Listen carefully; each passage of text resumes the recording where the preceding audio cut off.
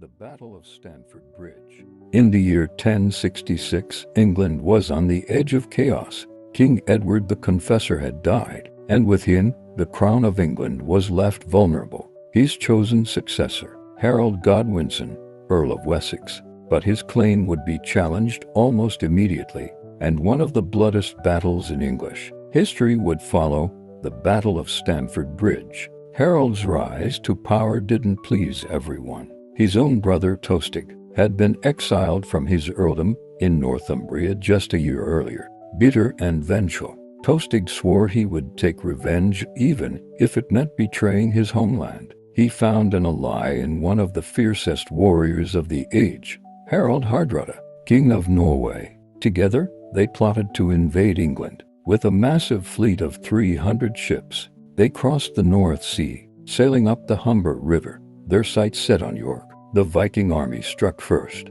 crushing the English forces of the Earl of Northumbria and the Earl of Mercia. York was theirs. England was under threat, and Harald Godwinson had no time to lose. In an incredible feat, Harald marched his army from London to the north, nearly 200 miles, in just 9 days. The speed of this march stunned the Vikings, who never expected the English king to arrive so quickly. On September 25th, near a small village called Stamford Bridge, the two armies finally met. The battle began with fierce English charges. At first, the Vikings pushed back, their counterattack led by the mighty Harald Hardrada himself. The clash of steel, the roar of warriors, the chaos of war. It seemed as if victory might favor the Norsemen. But fate turned in an instant. An arrow pierced Harald Hardrada's throat, killing the great Viking king where he stood. With Hardrada dead, Harald Godwinson offered his brother Tostig peace. But Tostig refused. He would not surrender. Soon Viking reinforcements arrived, but they were exhausted after rushing from their ships. They fought bravely, yet one by one, they fell. In the carnage, Tostig himself was cut down.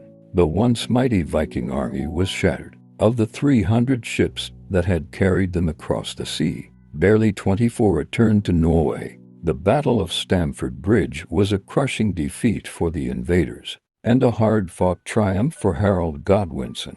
But Harald's victory came at a cost. His men were exhausted, his army blooded, and just 3 days later, a new invader would land on English soil, William, Duke of Normandy.